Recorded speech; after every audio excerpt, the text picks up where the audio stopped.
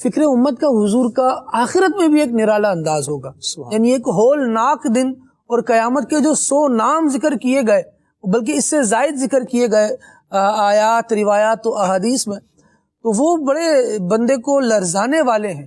اذا زلزلت الارض زلزالہا، یہ قیامت کی ابتدائی مراحل بیان ہوئے تو زمین تھر تھرا جائے گی، ایسے قیامت آئے گی. اس وقت کے عالم میں بھی آقا دو عالم صلی اللہ علیہ وسلم اپنی امت کی فکر فرما رہے ہوں گے، اور سورج آگ برسا رہا ہے، زمین تانبے کی ہے، اور مصطفیٰ جان رحمت اپنی امت کے لیے عشق باری فرما رہے ہیں. ہمارے پیارے آقا مدینے والے مصطفیٰ صلی اللہ علیہ وآلہ وسلم کا ایک نمایاں وصف جو قرآن کریم میں بیان ہوا، عزیز علیہ ما عنتم، کہ تمہارا مشقت میں پڑنا ان پر بہت بھاری گزرتا ہے. یہ مشقت کس بات کی؟ امام فخر الدین رازی رحمۃ اللہ علیہ نے اس کو بیان کیا تفسیر کبیر کے اندر کہ یہ مشقت ہے عذاب کی، یعنی تمہارا عذاب کے اندر مبتلا ہونا یہ ان پر بہت بھاری گزرتا ہے، اور یہ تمہیں عذاب سے نجات دلانے کے لیے دنیا میں تشریف لائے ہیں.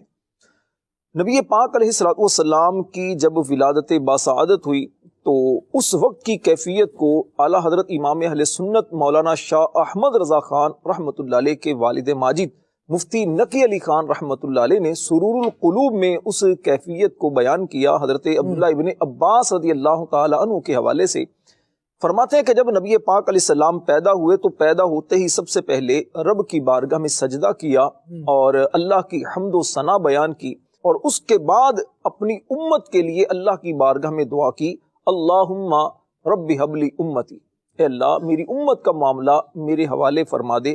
اللہ کریم کی بارگاہ سے ارشاد ہوا، وَحَبْتُكَ أُمَّتَكَ بِأَعْلَى ہمتک، اے پیارے حبیب ہم نے آپ کے بلند ہمت ہونے کی وجہ سے آپ کی امت کا معاملہ آپ کے سپرد فرما دیا.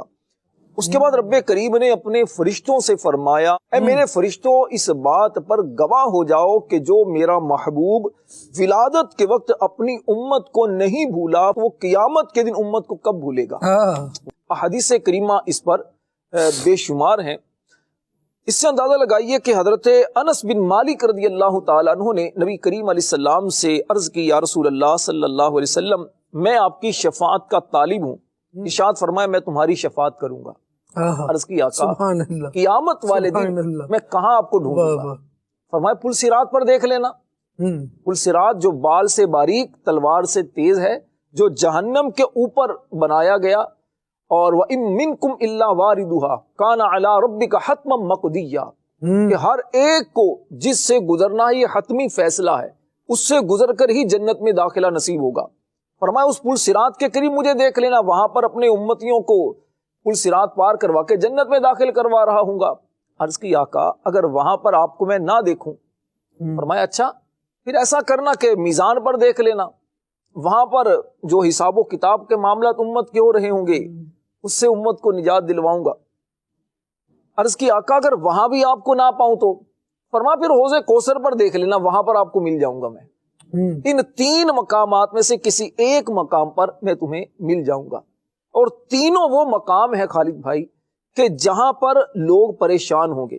پل صراط سے گزرنے والے پریشان ہوں گے کہ پل صراط سے گزر کر جنت میں کیسے جائیں، اور میزان عمل میں لوگ تھر تھرا رہے ہوں گے کہ یہاں پر پتہ نہیں ہمارے ساتھ کیا معاملہ ہوگا. اور حوض کوثر پر قیامت کا وہ منظر کہ جب پیاس کی وجہ سے زبانیں سوکھ کر باہر آ چکی ہوں گی، تانبے کی زمین، سورج اتنا زمین کے قریب رہ کر آگ برسا رہا ہوگا، انسان اپنے پسینے کے اندر ڈبکیاں کھا رہا ہوگا، ایسی پیاس کے عالم میں، سختی کے عالم میں، جبکہ اللہ کے نبی بھی فرما رہے ہوں گے اذهبوا الی غیری، اذهبوا الی غیری. اور اس ایسے عالم میں، پریشانی کے عالم میں، نبی پاک علیہ الصلوۃ والسلام اپنی امت کے اس وقت غمخواری فرما رہے ہوں گے، پل صراط پر بھی، حوض کوثر پر بھی، میزان عمل پر بھی. اور پھر نبی پاک علیہ الصلوۃ والسلام کی امت سے محبت، امت سے خیرخواہی، امت پر شفقت کا عالم دیکھیے کہ کنز الامال کی حدیث پاک ہے، حضور نبی پاک علیہ الصلوۃ والسلام فرماتے ہیں قیامت کے دن تمام اللہ کے جو نبی ہیں وہ سونے کے ممبروں پر جلوہ فرما ہوں گے. فرمایا میرا ممبر جو ہے یہ خالی ہوگا، اس کی وجہ ارشاد فرمائی کہ وجہ یہ ہوگی کہ میں رب کی بارگاہ میں خاموش کھڑا ہوں گا، اور یہ دل میں ایک سوچ ہوگی کہ کہیں اللہ پاک مجھے جلدی جنت میں جانے کا حکم نہ ارشاد فرما دے اور میرے امتی میرے بعد پریشان ہوتے رہیں۔ اللہ پاک فرمائے گا اے محبوب تیری امت کے بارے میں وہی فیصلہ کروں گا جو تیری چاہت ہے۔ جب اللہ کی بارگاہ سے یہ خطاب ہوگا تو فوراً عرض کروں گا اللہم عجل حسابہم، اے اللہ میری امت کا حساب جلدی لے لے، حساب کی وجہ سے امت پریشان ہے، حساب جلدی لے لے، کیونکہ میں انہیں اپنے ساتھ جنت میں لے جانا چاہتا ہوں۔ اکیلا جنت میں نہیں جانا چاہتا، امت کو ساتھ جنت میں لے جانا چاہتا ہوں۔ تو میں مسلسل یہ عرض کرتا رہوں گا، تو اللہ کی بارگاہ سے مجھے ایک فہرست دی جائے گی جس میں میرے ان امتیوں کے نام ہوں گے کہ جو جہنم میں عذاب میں گرفتار ہوں گے، جہنم کے اندر ہوں گے۔ تو میں ان کی شفاعت اللہ کی بارگاہ میں کروں گا۔ جب بار بار شفاعت کروں گا تو وہ جہنم سے نکل کر جنت میں جانا شروع ہو جائیں گے، یہاں تک کہ اپنے ایک ایک امتی کو جہنم سے نکال کر جنت میں داخل کر دوں گا۔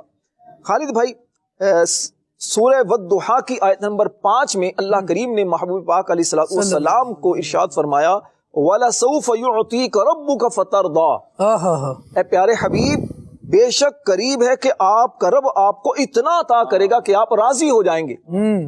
اس آیت کی تفسیر میں امام نصفی رحمت اللہ علیہ نے تفسیر مدارک کے اندر اس بات کو بیان کیا، ارشاد فرمایا کہ جب یہ آیت کریمہ نازل ہوئی تو اللہ کے پیارے حبیب علیہ السلام نے عرض کی کہ یا اللہ اگر ایسا معاملہ ہے تو میں پھر اس وقت تک راضی نہیں ہوں گا جب تک اپنے ایک ایک امتی کو جہنم سے نکال کر جنت میں داخل نہ کروں۔ یہ امت سے محبت ہے۔